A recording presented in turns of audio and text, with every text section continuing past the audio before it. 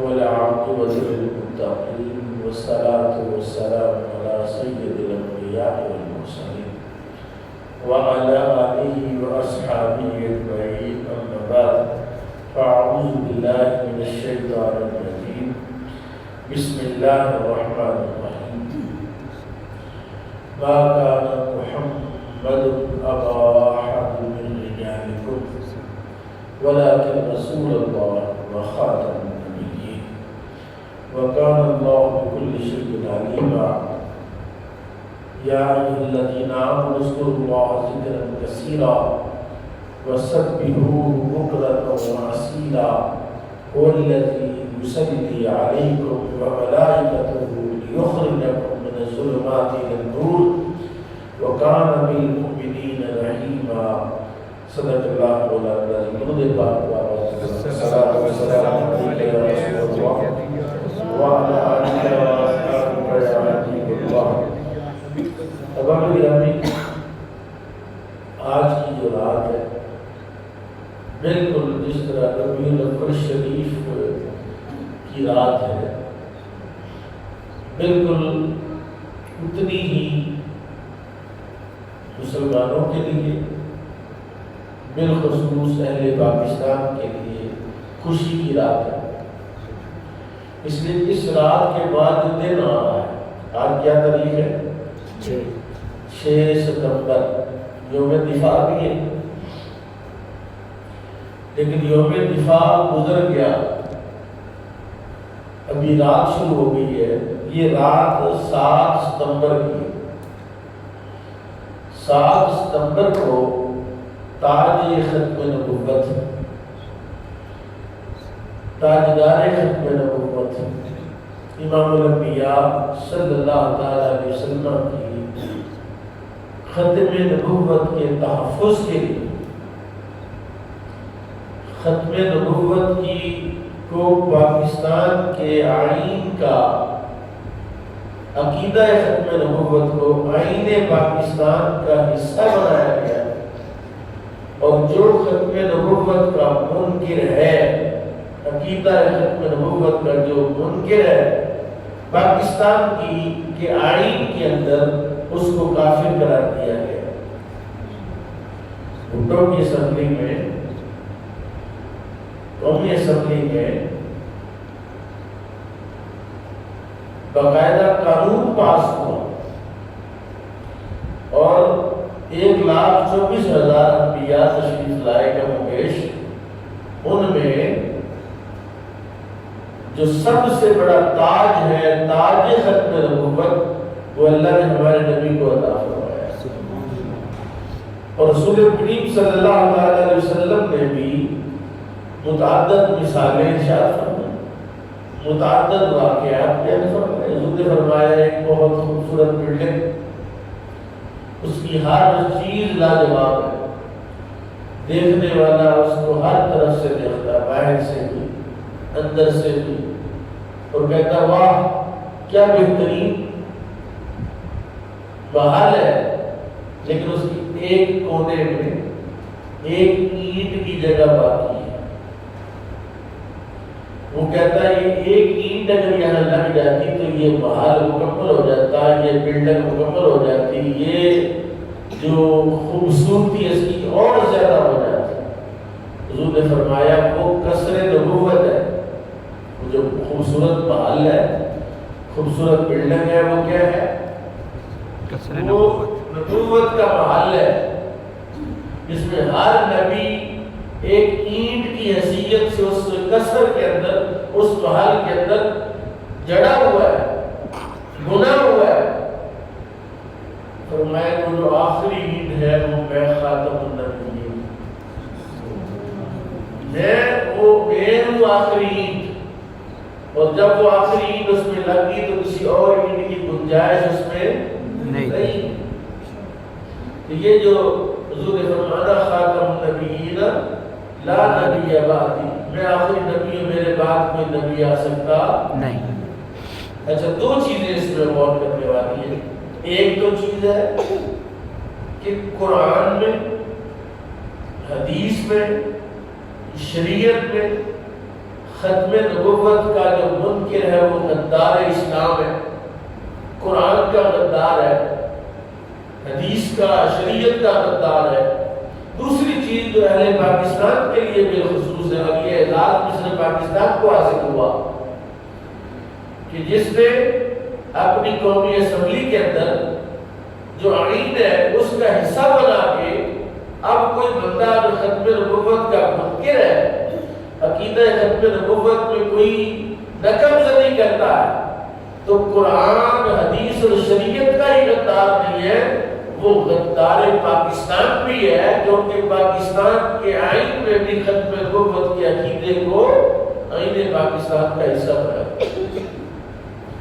ہماری قوم کو شعور نہیں ہے، چاہیے تو یہ کہ کل چراغ ہو، جھنڈے لگے، عقیدہ ختم نبوت کا جلوس نکلے کہ اتنا بڑا کام جو کیا گیا ہے، آج بھی جو ذریت مرزا ہے آج بھی وہ سازشوں میں مصروف ہے، نوجوانوں کے ایمان کو وہ خرید رہی ہے یورپ کے ویزے کے لالچ میں، کاروبار اور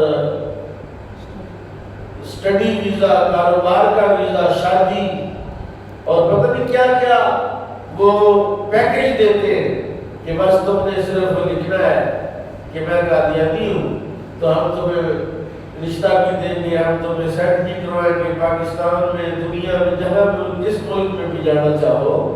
حالانکہ سب سے قیمتی چیز کائنات میں اگر کوئی ہے انسان کے لیے، مسلمان کے لیے، اس کا ایمان ہے۔ یہ سورہ آل عمران کی 4 پارے کی آخری آیت ہے، 3 پارے کی آخری آیت ہے سورہ آل عمران کی۔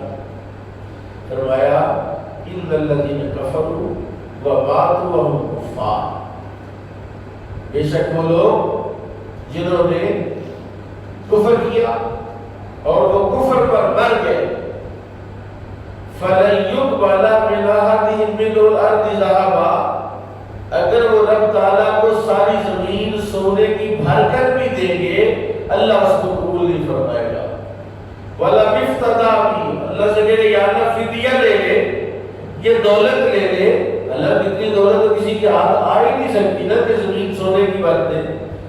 اللہ کہتا ہے میں اس کو ہرگز قبول نہیں کروں گا، اولئک لہم عذاب علیم، اس کے لیے دردناک عذاب ہے، وما لہم من ناصرین، اس کا کوئی مددگار نہیں ہے۔ یعنی ایمان کی کتنی قیمت ہے۔ ہمارے استاد گرامی ان کے پاس کہتے ہیں میرے پاس ایک لڑکا ہے، اس نے کہا کہ بھئی مجھے اس طرح قادیانیوں نے دعوت دی ہے، آفر کی ہے، تو اگر میں وقتی طور پر اسٹامپ پر پیپر میں لکھ دیتا ہوں تو بعد میں جا کے میں وہ انکار کر دوں گا، بعد میں جا کے میں پھر کلمہ پڑھ لوں گا۔ صدیق رحمی نے کہا سے یہ بتاؤ اگر اسی دوران جب تم نے پیپر میں لکھ دیا اس کے فوراً بعد تمہارا کار میں جا رہے میں ایکسیڈنٹ ہو جائے، تم مر جاؤ تو جنت میں جاؤ گے جہنم میں جاؤ گے، اور یہ زندگی تو اچھی یا بری ختم ہو جائے گی، یہ تو کٹ جائے گی، لیکن وہ زندگی جو نہ ختم ہونے والی زندگی ہے، ہمیشہ کی زندگی ہے، دائمی زندگی ہے، جس کا خاتمہ نہیں ہے، جس کی انتہا نہیں ہے، جس کی کوئی حد اور بنا ہی نہیں ہے، تو فرمایا وہاں جا کر کیا کرو گے؟ اس نے توبہ کی کہ یہ تو بہت گھٹے کا سودا ہے جو لوگ چند سکوں کے لیے، چند ٹکوں کے لیے کرتے ہیں۔ میرے اللہ نے ارشاد فرمایا ما کان محمد ابا احد من رجالکم، یہ نہیں ہے محمد صلی اللہ علیہ وآلہ وسلم تمہارے مردوں میں سے کسی کے باپ نہیں ہے۔ ابھی اسی سورہ میں چند آیات پہلے اللہ نے فرمایا النبی اولا بالمؤمنین من انفسہم وازواجہ امہاتہم، کہ نبی تم مومنوں کی جانوں سے بھی زیادہ ان کے مالک ہے، نبی مومنوں کی جانوں سے بھی زیادہ ان کے قریب ہے، اور نبی کی بیویاں مومنوں کی مائیں نبی کی بیویاں مومنوں کی، اچھا نبی کی بیویاں جب مومنوں کی مائیں ہوں گی تو نبی کیا ہوں گے؟ باپ ہوں گے۔ اچھا نبی کی بیویاں جب مومنوں کی مائیں ہیں اور نبی مومنوں کے باپ ہیں، اللہ کہہ رہا ما کان محمد ابا احد من رجالکم، وہ تمہارے مردوں میں سے کسی کے باپ، یعنی حکم یہ ہے کہ تم نبی پاک کو باپ کہہ کر پکار نہیں سکتے، ابا جی نہیں کہہ سکتے، رسول اللہ یا رسول اللہ کہہ سکتے ہیں، یا نبی اللہ کہہ سکتے ہیں، یا حبیب اللہ کہہ سکتے ہیں، لیکن رسول اللہ کو ابا جی نہیں کہہ سکتے، کیونکہ اللہ نے کہا ہے تو تمہارے مردوں میں سے کسی کے باپ ہے۔ اس کی کیا مطلب وجہ ہے کہ اللہ تعالیٰ رسول اللہ کے باپ ہونے کی نفی فرما رہا ہے؟ کوئی تو وجہ ہوگی نا، قرآن شریف ہے کہ بھئی یہ ایک طرف کہہ رہا ہے ان کی بیویاں تمہاری مائیں ہیں، دوسری طرف کہہ رہا ہے کہ وہ تو تمہارے مردوں میں سے کسی کے باپ نہیں ہے۔ ایک وجہ، اس کی تو بے شمار وجوہات ہیں، ایک وجہ یہ ہے جیسے میں نے بتایا کہ رسول اللہ کو کسی کے لیے اجازت نہیں ہے کہ حضور کو کیا کہے؟ ابا جی کہے، باپ کہے، یہ اجازت نہیں۔ دوسری وجہ یہ ہے کہ ایک گھر میں ایک باپ ہوتا ہے جو A1 یونٹ ہے، شادی ہوئی ہے بندے کی، تو ایک انہوں نے اس کو اولاد دی، اب اس گھر میں ایک باپ ہے، اب کچھ عرصے کے بعد اس گھر میں دوسرا باپ بھی آ جاتا ہے، جب اس کی اولاد ہوئی، وہ جوان ہوئی، اس کی شادی کر دی تو کتنے اپنے ہو گئے؟ اس کو اللہ نے اولاد دی، بیٹا دیا تو کتنے اپنے ہو گئے؟ دو، ایک بڑے ابا جی اور ایک چھوٹے ابا جی، ایک دادا ابو ہے اور ایک ابا جی ہے۔ اچھا یہ جو بات ہے کہ اللہ تعالیٰ کو اپنے حبیب کے لیے کوئی ایسا لقب پسند نہیں ہے جس کے اندر دوئی ہو، جس میں دوسرا بھی شریک اور شامل ہو۔ اللہ نے کہا کہ تم نبی کو باپ کہو گے تو باپ تو تمہارے اور بھی ہے، لہذا تم نے میرے نبی کو باپ نہیں کہنا، تم نے کیا کہنا ہے؟ یا رسول اللہ کہنا، کیونکہ کائنات میں یا رسول اللہ اور کوئی ہو سکتا نہیں، گھر میں کوئی اور یا رسول اللہ ہو سکتا، یا نبی اللہ ہو سکتا، یا حبیب اللہ، کوئی اور نہیں ہو سکتا۔ اور فرمایا ولکن رسول اللہ،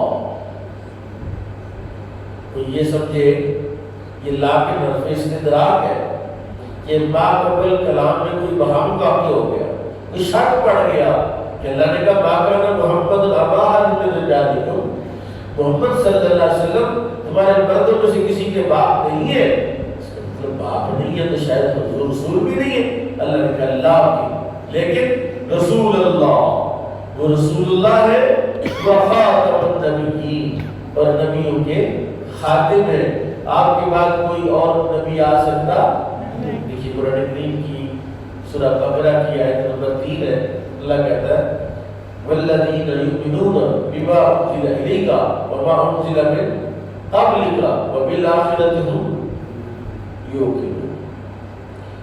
آپ کو جاگ رہے ہیں؟ یہ آیت ہے، یہ سورہ بقرہ کی دوسری تیسری آیت، چوتھی آیت ہے، اس کو تو ہر بچے کو یاد ہونا چاہیے، ہر بندے کو یاد ہونا چاہیے۔ کیا فرمایا والذین یؤمنون بما انزل الیک وما انزل من قبلک، کہ وہ لوگ جو ایمان والے ہیں وہ ایمان لاتے ہیں اس پر جو آپ پر نازل ہوا۔ کس کو کہہ رہا اللہ؟ نبی پاک کو کہہ رہا ہے کہ ایمان والے اس پر ایمان لاتے ہیں جو آپ پر وما انزل الیک، محبوب جو آپ پر نازل ہو اس پر بھی ایمان لاتے ہیں، وما انزل من قبلک، اور اس پر بھی ایمان لاتے ہیں جو آپ سے پہلے نازل ہوا۔ حضور سے پہلے کیا نازل ہوا؟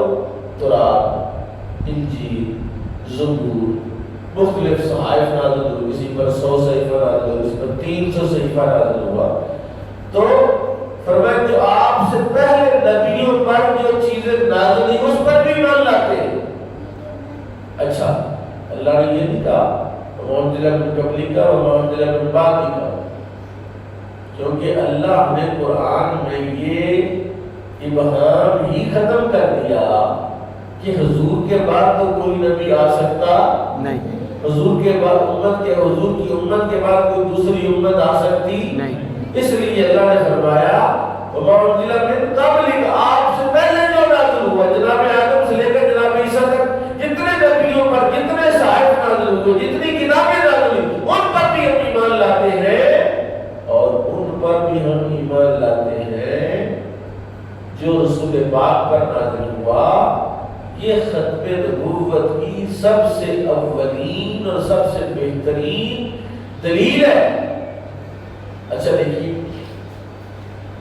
اگلی جو آیت مبارکہ دیکھیے، اللہ کہتا ہے یا ایھا الذین آمنوا کتب علیکم الصیام۔ یہ آیت آپ رمضان شریف اکثر سنتے ہیں، یا ایھا الذین آمنوا کتب علیکم الصیام کما کتب علی الذین من قبلکم۔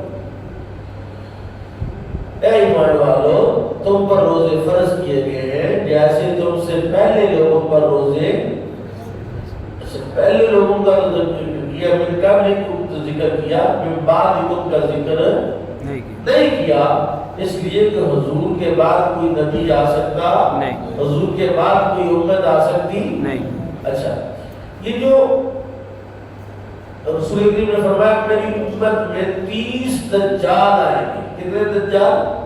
30 کذاب آئیں گے، دجال آئیں گے، اور ان میں سے ہر ایک کا دعویٰ ہوگا کہ میں نبی ہوں، ہر ایک کا دعویٰ ہوگا کہ میں، تو سب سے پہلا دجال، سب سے پہلا کذاب اس امت میں وہ مسیلمہ کذاب جو نبی پاک کی زندگی میں ہی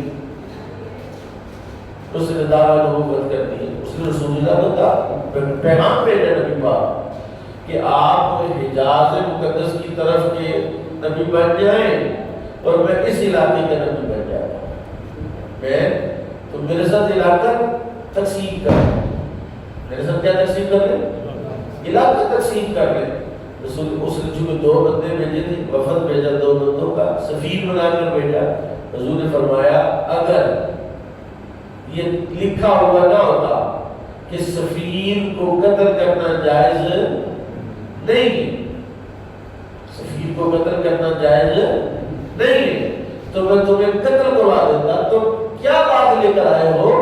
نبوت تو یہ اللہ کی طرف سے انعام ہے، جس کو اللہ یہ انعام عطا فرمائے، اس کے علاوہ کسی اور کو تو نبوت فرمائشی طور پر تو نبی تو نہیں بن سکتا کہ مجھے بھی نبی بنا دے، میں بھی نبی بن جاتا ہوں۔ جب رسول اللہ کا انتقال ہوا اس کے بعد سب سے بڑا معرکہ جو ہوا وہ معرکہ ہے جنگ یمامہ ہوا، جس میں صحابہ کرام نے 1300 صحابہ نے اپنی جانیں قربان کی۔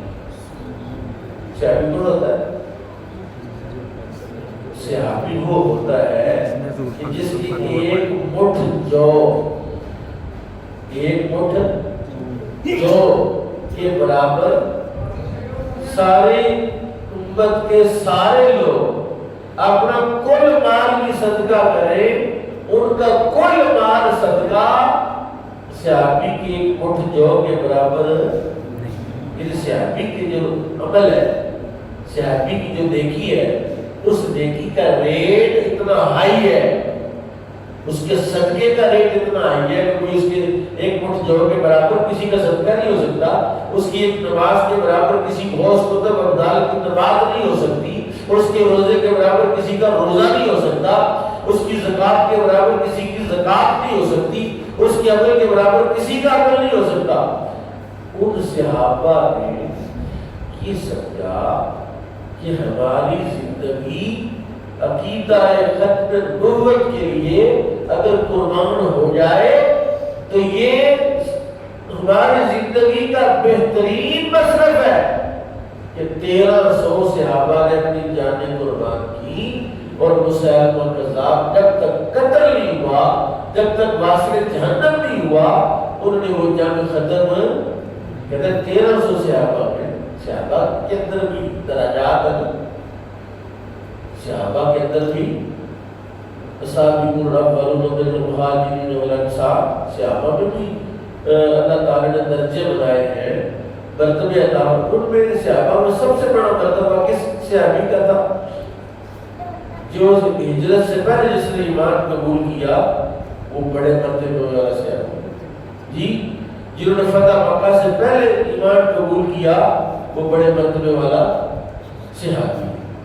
اور صحابہ کے جو مراتب تھے ان میں سب سے بڑا مرتبہ تو جناب ابوبکر صدیق کا ہے، اس کے بعد جناب فاروق اعظم کا ہے، اس کے بعد جناب عثمان غنی کا ہے، اس کے بعد جناب مولا علی شیر خدا کرم اللہ تعالیٰ وجہ کریم کا ہے، اس کے بعد جو ہے وہ بدری صحابہ ہے، اور اس کے بعد اشرف و اشرف صحابہ ہے. یہ 10 صحابہ کو رسول اللہ جنت کی بشارت عطا فرمائی. اس کے بعد وہ صحابہ جنہوں نے غزوہ بدر میں شرکت کی اور رسول اللہ کے لیے اپنی جان قربان کرنے کے لیے پیش کر دی، وہ صحابہ عظمت والے ہیں. جب قرآن کریم میں لا يستوي القاعدون من المؤمنین غیر اولي الضرر منکم والمجاہدون فی سبیل اللہ باموالہم وانفسہم فضل اللہ المجاہدین باموالہم وانفسہم علی القاعدین درجہ. اللہ نے کہا جو جہاد کے لیے نکلے اپنے مال کے ساتھ اور اپنی جانوں کے ساتھ، اللہ نے ان کو فضیلت دی ان پر جو بیٹھے رہے، کسی عذر کی بنیاد پر، بیماری کی بنیاد پر جہاد نہیں کر سکے. تو صحابہ کرام کے علم کے اعتبار سے جو صحابی جس کو قاری صحابی کہتے ہیں، کون سا صحابی؟ قاری صحابی. یہ قاری صاحب ہے تو قاری صاحب کی شان مقتدیت سے تفضل ہوتی ہے کیونکہ قاری قرآن آتا ہے. صحابہ میں جس صحابی کو قرآن آتا تھا ان میں 700 صحابہ جو قاری قرآن صحابہ تھے. نہیں آپ سمجھے یہ بات. اب ان کا قرآن اور قاری صاحب کے قرآن میں فرق ہے. انہوں نے قرآن ڈائریکٹ رسول اللہ سے سنا. کیسے سنا؟ اب یہ ذکر داری تھی ان صحابہ پر کہ جو قرآن انہوں نے رسول اللہ سے سنا وہ امت تک پہنچاتے، وہ تابعین تک، متبع تابعین تک، ہم تک جو قرآن پہنچا انہیں کا پہنچا ہے وہ پہنچا.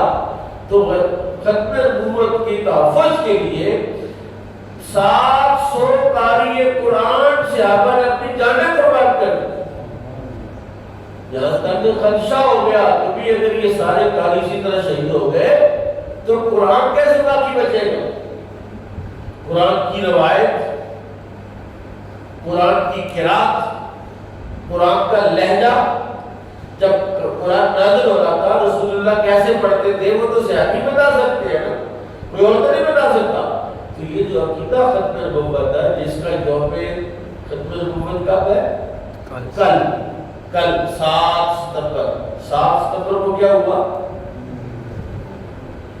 قادیانیوں کو کافر قرار دیا پاکستان کی قومی اسمبلی نے. کیا ہوا؟ قادیانیوں کو کافر قرار دیا گیا. 7 ستمبر کو 1973 کا جو عید ہے اس کے اندر باقاعدہ طور پر اس کو کافر قرار دیا گیا اور یہ طے کیا گیا ان کی کسی مسجد کو، عبادت خانے کو مسجد نہیں کہہ سکتے. قادیانیوں کو عبادت تبلیغ کی اجازت نہیں ہے. وہ مسلمانوں کے جو شعار ہیں ان میں سے کوئی شعار اختیار جو مسلمانوں کی نشانی ہے علامات وہ اختیار نہیں کر سکتے. وہ اپنا عبادت خانہ نیا نہیں بنا سکتے، اجازت نہیں ہے ان کو. آئین پاکستان میں یہ لکھا ہوا ہے. تو یہ 7 ستمبر کا دن قادیانیوں کے خلاف میرا نقطہ نظر یہ ہے کہ ہمارے سارے حضور کے غلاموں کو جو ختم نبوت کے عقیدے کے دلائل ہیں وہ یاد ہونا چاہیے. ہم ادھر توجہ نہیں کرتے. پرسوں درسوں بیچ تھا انڈیا پاکستان کا، ہر گیند لڑکوں کو یاد ہے، ہر پلیئر یاد ہے، ہر چوکا چھکا یاد ہے. اگر نہیں یاد ہے تو رسول اللہ کی ختم نبوت کا عقیدہ یاد نہیں. میں چند ایک عقائد جو مرزائیوں کے ہیں وہ آپ کی خدمت میں رکھتا ہوں. جو مرزا تھا اس نے جب نبوت کا دعویٰ کیا وہ منشی تھا ایک عدالت میں، ہے پڑھا لکھا تھا، بڑا شعار چادر چلاک تھا. انگریز نے اس کو دیکھا کہ وہ بندہ بڑا شعار ہے، اس کی تربیت کی، اس کو گول سکھائے، اس کو پروٹوکول دیا، اور یہ قادیان کے ساتھ ناروال کے کرتارپور سے تھوڑا سا آگے جائے تو قادیان گاؤں ہے، وہاں کا وہ رہنے والا تھا. اس کو انہوں نے تیار کیا تو دعویٰ نبوت کر. اب جب اس نے شروع میں وہ شروع ہو گیا، اس نے دعویٰ کیا کہ میں امام مہدی، پہلا دعویٰ اس نے کیا کہ میں امام مہدی. امام مہدی کو جانتا تو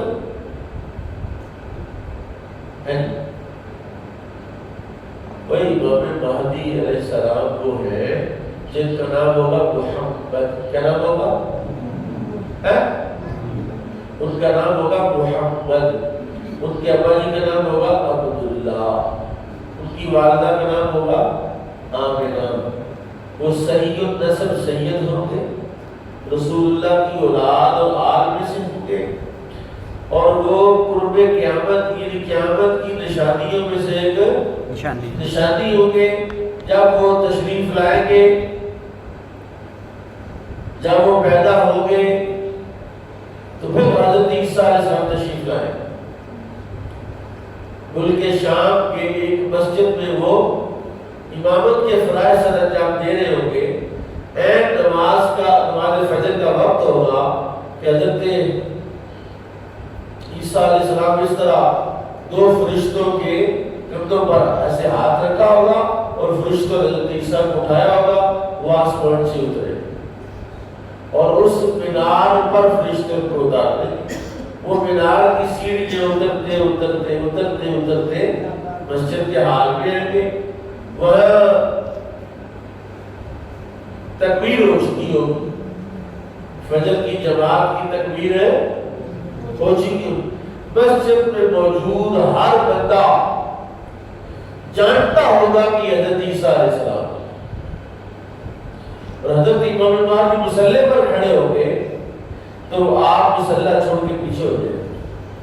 حضرت عیسیٰ علیہ السلام کہیں گے کہ آپ نماز پڑھیں، تو حضرت عیسیٰ علیہ السلام فرمائیں گے، ارشاد فرمائیں گے، اللہ فرمایا میں اب نبی بن کے نہیں آیا بلکہ میں امتی بن کے آیا. میں امام بن کے نہیں آیا بلکہ مقتدی بن کے آیا.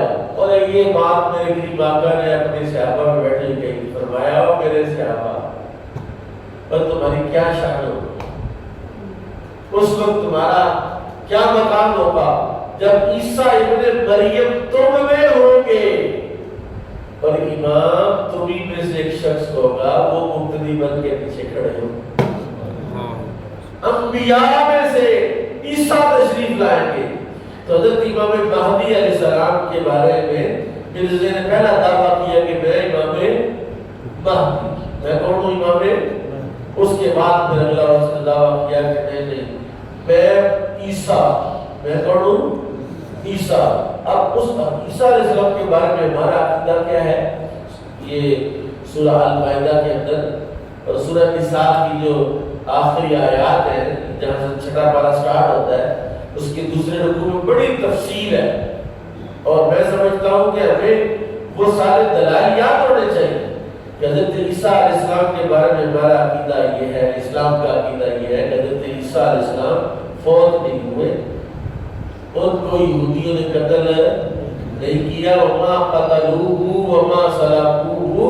اللہ کا قرآن کہہ رہا ہے نہ انہیں قتل کیا گیا نہ انہیں سولی پر چڑھایا گیا، ولکن شبہ لہم، ان پر شبیہ ڈال دی گئی. بل رفع اللہ علیہ، 33 سال کی عمر تھی. کتنی؟ 33 سال کی عمر تھی. حضرت عیسیٰ علیہ السلام کو اللہ نے آسمانوں پر اٹھا لیا. اور آپ جب تشریف لائیں گے تب بھی آپ کی عمر کتنی ہوگی؟ 33 سال سے یہاں سٹارٹ ہوگا. اور 40 سال یعنی 7 سال آپ تشریف فرما رہیں گے دنیا میں، اور 7 سال کے اندر پوری دنیا میں اسلام کو غالب کریں گے. یہودیوں کو چڑ کے قتل کریں گے، عیسائیوں کو دعوت دیں کہ کلمہ پڑھ لیں، جو عیسائی کلمہ پڑھ لے گا بچ جائے گا، باقی سارے عیسائیوں کو کاٹ دیں گے گاجر مولی کی طرح. اور حضرت عیسیٰ علیہ السلام کے بارے میں مرزے نے کہا کہ نہیں عیسیٰ تو بہت ہو گئے معاذ اللہ، یعنی اہل اسلام اور مسلمانوں سے ہٹ کر عقیدہ نیا، وہ عیسائیوں والا عقیدہ، وہ یہودیوں والا عقیدہ اس نے بتایا اور کہا عیسیٰ بہت ہو گئے اور عیسیٰ دوبارہ پیدا ہو گئے، تو چونکہ میں پیدا ہوا لہذا میں عیسیٰ، لہذا میں کیا ہوں عیسیٰ۔ اب یہ دوسرا دعویٰ اس کا ہوا، اب تیسرا دعویٰ اس نے اس کا کیا، عیسیٰ سے آگے بڑھ کر کہا کہ میں ہی محمد ہوں، میں کون ہوں؟ معاذ اللہ میں نبی ہوں اور میرا نام احمد ہے، غلام احمد ہے اس کا نام، میرا نام احمد ہے۔ اور اس نے اس طرح کی واقعاتیں کی، پھر اس سے بھی ایک سٹیپ آگے بڑھا کہ میں اللہ، میں کون ہوں؟ اللہ۔ اس کے بارے میں اتنی بکواس ہے کہ اس کو اس مسجد کے مصلی پر بیٹھ کے اس کی واقعات باتیں جو ہے وہ نہیں کی جا سکتی، لیکن میں صرف آپ کو چند آیات حضرت عیسیٰ علیہ السلام کے حوالے سے وہ دلیل یہ دیتا ہے، مرزا دلیل دیتا ہے، یہ مرزائی دلیل یہ دیتے ہیں کہ دیکھو قرآن شریف میں لکھا ہوا ہے بابا محمد اللہ رسول، محمد صلی اللہ علیہ وسلم نہیں مگر اللہ کے رسول، یعنی یہ عیسیٰ علیہ السلام کے فوت ہونے یا ان کے قتل ہونے کے دلیل دی اس نے۔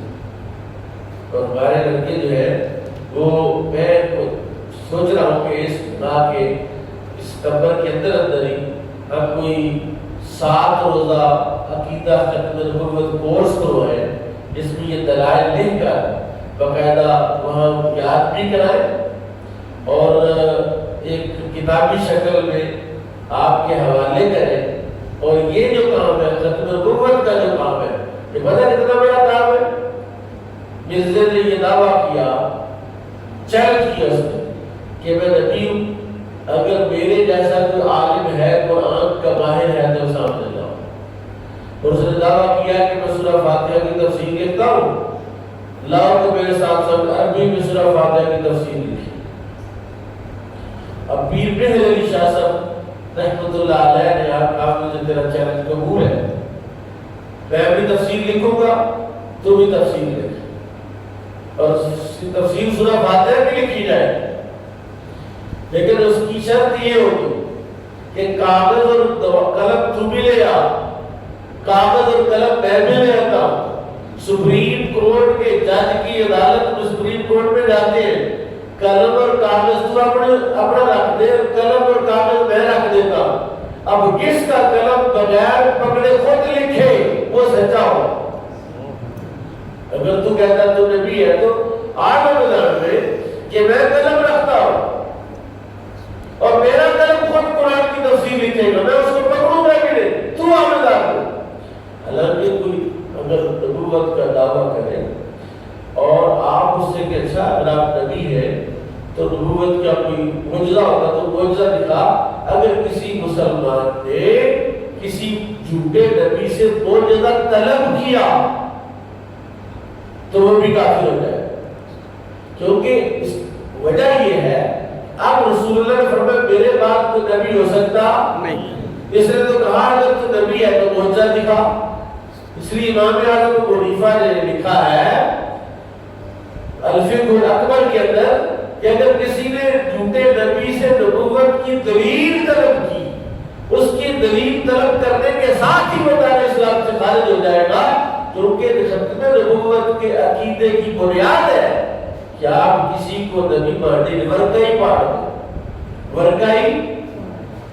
اچھا وہ مرزا بھاگ گیا، اس نے کہا قلم کیسے لکھے، قلم کیسے لکھے؟ کسی شخص نے پیر بہر علی شاہ صاحب سے پوچھا کہ حضرت صاحب اگر وہ میدان میں آ ہی جاتا وہ تو جھوٹا تھا، اگر وہ کہتا تفسیر لکھ لیتے آؤ میدان پہ آ جاتا تو آپ کو یقین ہے کہ آپ کا قلم لکھتا۔ اب سنیے ذرا اس نے حضرت پیر بہر علی شاہ صاحب نے کیا کہا۔ اب عیسیٰ نے کہا مجھے اللہ کی عزت کی قسم ہے یہ بات میں نے اپنے پاس سے کی نہیں تھی، اس وقت میں نے یہ بات اس وقت رسول اللہ میرے پاس موجود تھے، اور حضور نے فرمایا اے بہر علی اگر میری ختم نبوت کے لیے تجھے دلیل دینی پڑے کہ سورج مغرب سے طلوع ہو تو اشارہ کرے گا مغرب سے سورج کے طلوع کا، اور میں محمد رسول اللہ اپنی ختم نبوت کے تاج اور ختم نبوت کے تحفظ کے لیے سورج کو مغرب سے طلوع کر دوں گا۔ یہ حال ہے اس شخص کا جو عقیدہ ختم نبوت کی تحفظ کے لیے اور ختم نبوت کے لیے نکلتا ہے، اس کے پیچھے رسول اللہ کی تائید اور نصرت ہوگی۔ اس لیے کل کا دن ہم نے 7 ستمبر منانا ہے۔ کیا کرنا ہے؟ 7 ستمبر منانا۔ جو بندے فیس بک چلاتے ہیں یہ کلمہ سے 7 نئی پوسٹیں لکھیں، اپنے دوستوں کو ساتھیوں کو کہیں کہ کل جس طرح 12 ربیع الاول مناتے ہیں حضور کی ولادت کا دن، اسی طرح 7 ستمبر اہل پاکستان، اور یہ پاکستان کے اعزاز حاصل، یہ پاکستان کے علاوہ 57 اسلامی ملک کے ٹوٹل، ان میں کسی اور ملک کو یہ اعزاز نہیں ملا، کسی اور ملک کو یہ سعادت نہیں ملی کہ اس کی اسمبلی سے رسول اللہ کی ختم نبوت کے تحفظ کے لیے کوئی قانون سازی ہوئی ہو۔ یہ اعزاز ملا ہے تو پاکستان کو ملا ہے، تو پاکستانیوں کے لیے انعام کی بات ہے۔ میرے قریب آقا امام الانبیاء صلی اللہ علیہ وسلم فرماتے ہیں کہ تم آخری امت ہو اور میں آخری نبی ہوں، میرے بعد کوئی نبی آ سکتا نہیں۔ ایک شخص نے لکھا ہے، میں نام نہیں لوں گا چونکہ اب اس طرح کا ماحول نہیں رہا، اس نے کہا کہ اگر حضور کے بعد بھی کوئی نبی آ جائے تو حضور کی ختم نبوت میں کوئی فرق نہیں آتا۔ یہ بات کر کے مولوی صاحب نے فتویٰ دے دیا، کتاب میں یہ بات درج ہے۔ ایک صاحب نے تقریر کرتے ہوئے قل هو اللہ ہے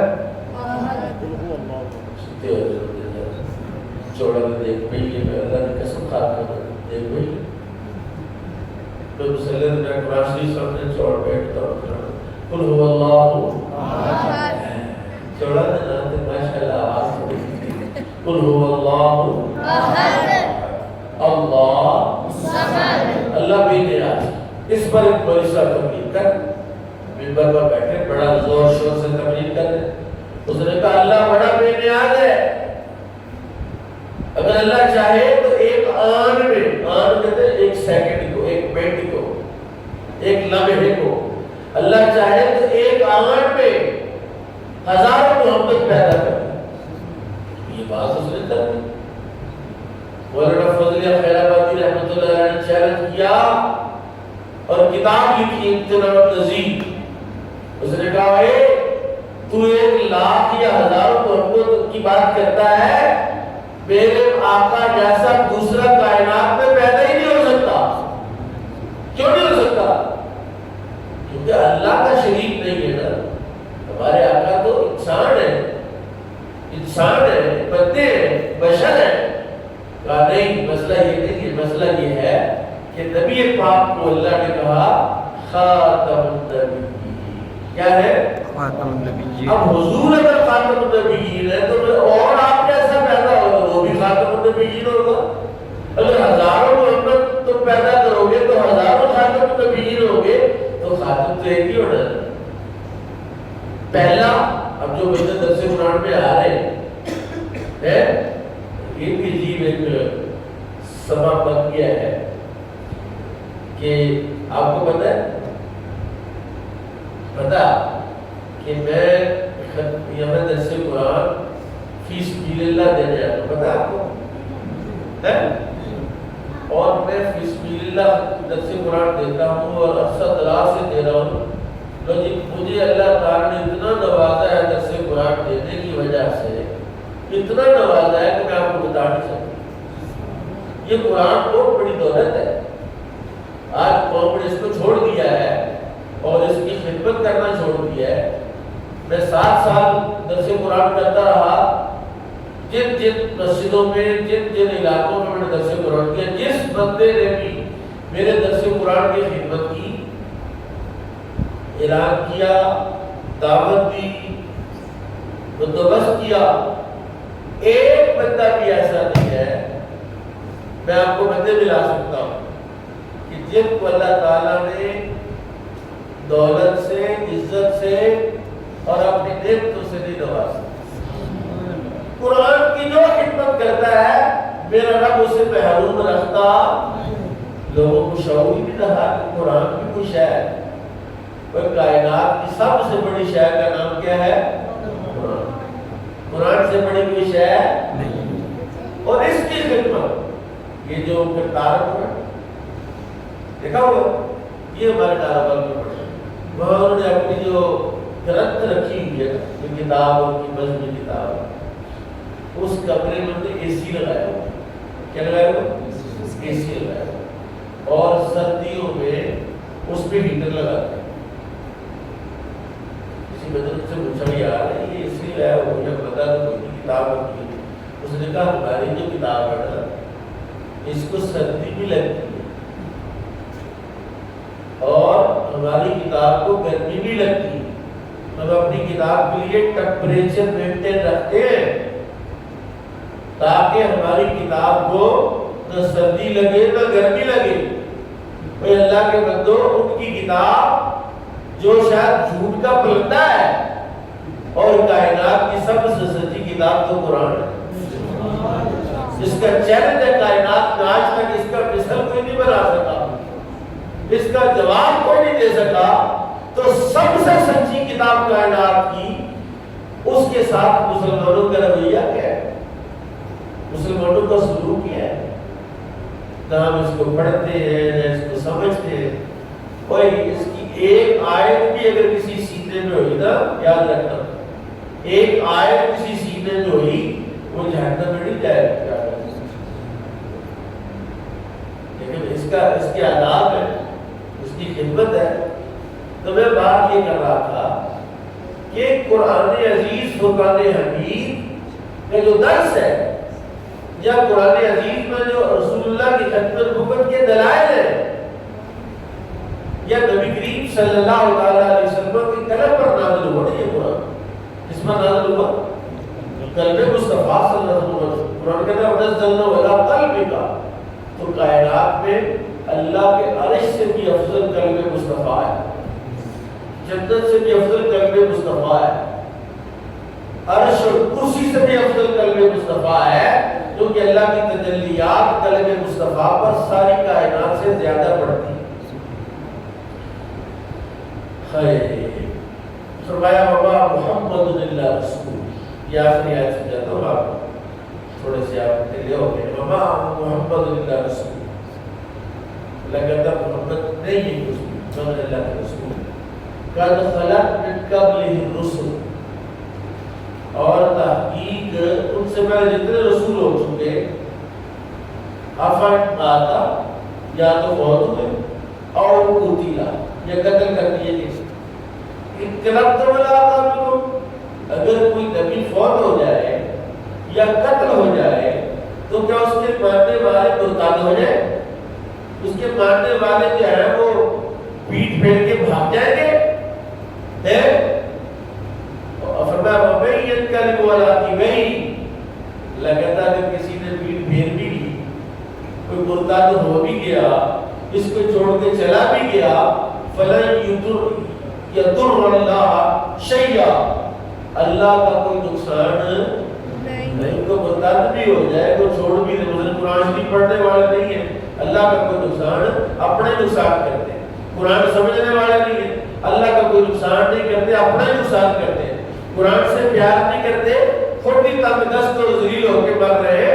یہ قرآن تو وہ ہے مالا مال بھی کرتا ہے، عزت بھی دیتا ہے، علم بھی دیتا ہے، اور آخرت میں قبر میں عذاب قبر سے بھی بچاتا ہے، اور حشر میں بھی عزت عطا فرمائے گا انشاءاللہ۔ اچھا تیسرے نے کہا دیکھو قرآن کہہ رہا ہے کہ حضور سے پہلے جتنے بھی نبی گزرے، قرآن کہہ رہا ہے یا فوت ہو گئے یا قتل ہو گئے۔ اب عیسیٰ علیہ السلام کو جو آسمان پر اٹھایا تو عیسائیت میں تو لکھا ہے قتل ہو گئے یا فوت ہو گئے، قتل ہو گئے یا فوت ہو گئے۔ یہ میری مسجد ہے، بکی مسجد میں، وہاں میں 17 سال سے جمعہ پڑھا رہا ہوں، وہاں ایک مرزائی پکڑ لایا میں نے، اس نے کہا کہ میرے سوالوں کا جواب دے دیں تو میں مسلمان ہو جاؤں. اس کو مسجد کے حجرے میں اٹھایا اور اسی کی چڑھ گئی. مجھے کہتے تھی آپ ذرا فارغ ہو کے اوپر گیا تو بیٹھا ہوا تھا.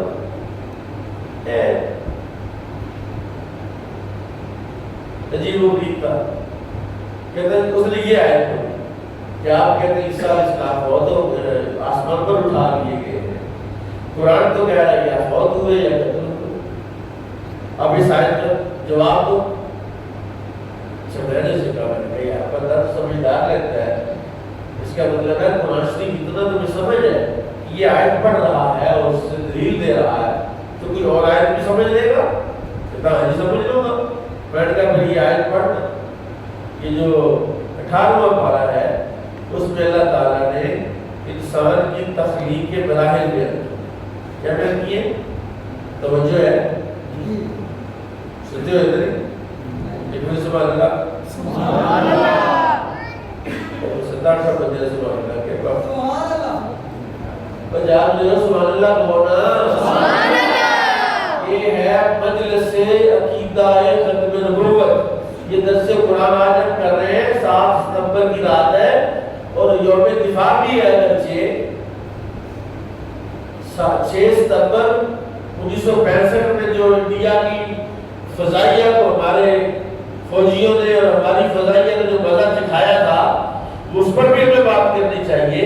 لیکن اس سے زیادہ اہم مسئلہ ہے عقیدہ ختم نبوت کا. اچھا میں نے سے کہا یار اللہ فرماتا ہے ثم خلق النطفة علقة کہ انسان کو جو اللہ نے پیدا کیا. اللہ کہتا ہے خلق الانسان من سلالة من طين ثم جعلنا نطفة في قرار مكين ثم خلق النطفة علقة فخلق العلقة مضغة فخلق المضغة عظاما فكسونا العظام لحما ثم انشأناه خلقا آخر فتبارك الله احسن الخالقين. میں نے کہا یہ لکھا ہوا کہ انسان جتنے بھی پیدا ہوئے قرآن میں لکھا ہوا ہے. اللہ کہتا ہے پہلے انسان کو مٹی سے بنایا. کس سے بنایا؟ اس کے بعد انسان کو نطفے سے پیدا کیا اور اس نطفے کو کیا بنایا؟ فرمایا علقہ بنایا. علقہ کے بعد مضغہ بنایا. مضغہ کے بعد ہڈیاں پیدا کی. پھر ہڈیوں کے اوپر گوشت چڑھایا. پھر اس کو ایک نئی شکل دی. فتبارک اللہ احسن الخالقین. کتنے چھوٹے چھوٹے بندے بیٹھے. بڑے کیسے؟ ایک پانی کے چھوٹے سے قطرے سے. میں نے کہا یہ مانتا ہے اس کو؟ کہنا نہیں مانتا. میں نے کہا اچھا چلو جتنے بھی بندے پیدا ہوئے وہ اسی طرح پیدا کرتے جس طرح پیدا. میں نے کہا حضرت حوا کیسے پیدا ہوئی؟ حضرت حوا جو ہے نہ مٹی سے بڑی نہ نطفے سے بڑی. حضرت آدم علیہ السلام جنت میں اللہ نے پیدا کیا تو کلہ بندہ کلہ ہی ہوتا ہے. بڑے پریشان سے بیٹھے ہوئے تھے. اللہ نے ارادہ فرمایا کہ آدم کے لیے کوئی سامان کیا جائے دل لگانے کا, کوئی سکون کا, کوئی اطمینان کا, کوئی جنس پیدا کیا جائے. چنانچہ حضرت آدم سوئے ہوئے تھے. اللہ تعالیٰ نے یہ جو پسلی ہے نا 7 ادھر اور 7 ادھر, یہ جو بائیں طرف کی ایک پسلی ہے اس کو نکالا. اس کی حضرت حوا بنائی. حضرت حوا بنائی اور آپ اٹھ کے سوئے ہوئے تھے. اٹھے تو کپڑے بیٹھی اس کو جمال کی بیٹھا خوبصورت جنت میں. تو آپ اس کی طرف متوجہ ہوئے. اللہ نے فرمایا آدم پہن جاؤ, پہلے تیرا ہم اس کے ساتھ نکاح کریں. نکاح کیا گیا. پھر ان کی طرف متوجہ کہا نہیں پہلے حق میں رہا. یا اللہ کیا حق میں رکھا؟ میرے نبی پر درود پڑھو. میرے نبی پر کیا پڑھو؟ اچھا آپ بھی آپ اپنی پسلیاں چیک کر لیں. جو مرد ہے اس کی جو بائیں طرف کی پسلی ہے وہ 6 ہے. بائیں طرف کی پسلی کتنی ہے؟ 6. اور دائیں طرف کی پسلی کتنی ہے؟ 7. ایک بندہ ماڑا لگا نا بابا نے پسلی کھیل لے سیڈ بندے کمزور بابا ہو نا تو اس کی طرح کبھی جو تھا کہ چیک کر لیں 1 2 3 4 ادھر ایک نہ ہو. حضرت سیدنا مولا علی کے پاس ایک کیس آیا کہ ایک بندہ ہے اس کا غلام ہے. لوڈی ہے، لوڈی ٹائپ، اس کے مالک نے اس سے وطی کی ہے اور وہ حاملہ ہو گیا۔ اچھا وہ جو غلام ہے، وہ جو لوڈی ہے، اس نے اس کی لوڈی سے وطی کی تو وہ بھی حاملہ ہو گیا۔ اب بتائیے یہ مرد ہے یا عورت ہے؟ یہ مرد ہے یا؟ حضرت مولا علی نے فرمایا نہیں، اس کی پسلیاں گر کے آؤ۔ اس کی فیصلہ دیکھو مولا علی نے کیا فرمایا، اس کی پسلیاں گرو۔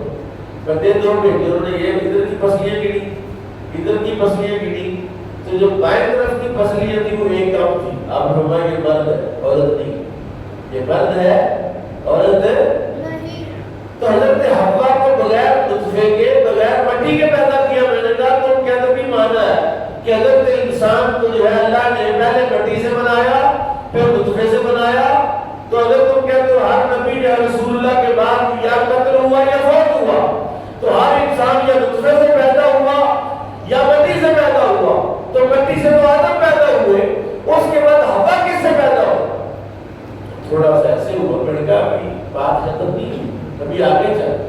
حضرت عیسیٰ علیہ السلام وہ تو بغیر نطفے کے پیدا ہوئے، بغیر پسلی کے پیدا ہوئے، بغیر باپ کے پیدا ہوئے، نطفہ بھی استعمال نہیں ہوا، پسلی بھی استعمال نہیں ہوئی، اللہ نے ان کو پیدا کیا۔ حالانکہ انسان تھے، کہتا ہوں جی میں نے انسان تھے کہ نہیں؟ کہتا تھے۔ میں نے کہا اگر انسان تھے تو ضابطہ انسانیت سے ہٹ کر اللہ نے پیدا کیا۔ اب اسی طرح تو قرآن کی آیت پڑھ رہا ہے یا قتل ہوئے یا فوت ہوئے، میں نے کہا صحیح کہا قرآن نے، لیکن اللہ تعالیٰ نے جناب عیسیٰ کو اس دلیل خاص کے ساتھ نہ قتل ہونے دیا نہ فوت ہونے دیا۔ یہودیوں کو تکلیف تھی کہ نبوت بنی اسرائیل میں رہے گی۔ اب حضرت سیدہ مریم جو حضرت عمران کی بیٹی تھی، حضرت بنی اسرائیل کی خاتون تھی، لیکن انہوں نے کہا کہ نسب تو باپ سے چلتا ہے، اور اس نے بغیر باپ کے بچہ پیدا کر دیا، لہٰذا یہ بنی اسرائیل میں سے نہیں ہے، لہٰذا ہم نبوت اپنے خاندان سے جانے نہیں دیں گے۔ جناب عیسیٰ کو قتل کرنے کا پلان کیا، بڑے منصوبے بنائے، ناکام ہوئے۔ ایک دن انہوں نے پکا منصوبہ بنایا، حضرت عیسیٰ کو دعوت دی۔ اس طرح کمرہ تھا، اس کے اندر ایک بندے کو تلوار لے کے بٹھایا، کہا جناب آپ کی دعوت، اور نبی کسی کی بھی دعوت کو رد، ہمارے نبی کو صلی اللہ علیہ وسلم کو ایک یہودی عورت نے دعوت دی، خیبر میں حضور نے قبول کیا، آپ گئے کھانا کھایا، اگر کسی نے زہر ملایا ہوا تھا۔ اچھا حضرت عیسیٰ کی دعوت پر چلے گئے، ان کے دعوت دے جانا، وہ کمرے کے اندر چلے گئے، باہر سے کنڈی لگا دی، اندر ایک بندہ تھا، اس کے ہاتھ میں تلوار تھا، اور نے کہا آپ نہیں بس تو اڑا دے۔ 10 منٹ 15 منٹ آدھا گھنٹہ گزر گیا، اندر نہ کوئی شور ہے نہ کوئی کہانی ہے، انہوں نے دروازہ کھولا، اندر ایک بندہ ہے۔ اندر کتنے بندے؟ ایک بندہ ہے جس کی شکل عیسیٰ علیہ السلام پر ہے۔ انہوں نے کہا اگر یہ عیسیٰ ہے تو ہمارا بندہ کدھر گیا، اور اگر یہ ہمارا بندہ تو عیسیٰ کدھر گیا؟ اللہ کہتا ہے وما قتلوہ وما صلبوہ، نہ انہوں کو قتل کیا نہ انہوں نے اس کو سولی پر چڑھایا، بلکہ اللہ نے ان کو آسمانوں پر اٹھا لیا۔ اللہ نے حضرت عیسیٰ کی شکل اس پر ڈالی اور اسی کمرے سے اللہ نے ان کو آسمان پر اٹھا لیا۔ اب یہودیوں نے کہا کہ لوگوں کو کون سا پتہ چل رہا ہے عیسیٰ ہے کہ نہیں؟ شکل تو عیسیٰ والی ہے۔ انہوں نے چوک میں جا کے اس کو پھانسی دے دی، عیسائی مان کے بھی عیسیٰ سلیب پر چپٹنے لگے، اور انہوں نے عقیدہ بنا لیا۔ کیا بنا لیا؟ عقیدہ بنا لیا۔ کیا عقیدہ بنایا کہ بھی حضرت عیسیٰ جو سولی پر چڑھے سارے ملت عیسائیت کے سارے گناہوں کا کفارہ ہو گئے۔ اب شراب پیو، زنا کرو، جو مرضی کرو، عیسیٰ جو سولی پر چڑھے ہیں وہ اپنا سب کے گناہوں کو جو ہے وہ اللہ نے اس کے بدلے میں معاف کر دیا۔ حالانکہ یہ باطل عقیدت کرے کوئی، پڑھے کوئی، جرم یہ کرے عیسیٰ سولی پر کیوں چڑھے گئے؟ اس لیے حضرت عیسیٰ کے بارے میں مرزے کا جو عقیدہ ہے، آج کے مرزائی بھی دلیلیں دیتے ہیں، اور ہمارے لڑکوں کو چاہیے، ہمارے مسلمانوں کو چاہیے کہ ختم نبوت کے دلائل کو یاد کریں۔ میرے دوست ایک بازار ان کی دکان ہے، میں ان کی دکان پر گیا کپڑا لینے، کپڑے کی دکان، بڑے سونے کا بہترین قسم تو وہ کہہ رہا ہے اپنے لوگ کہ یار سو گیا بات دفعہ کرے سو گیا.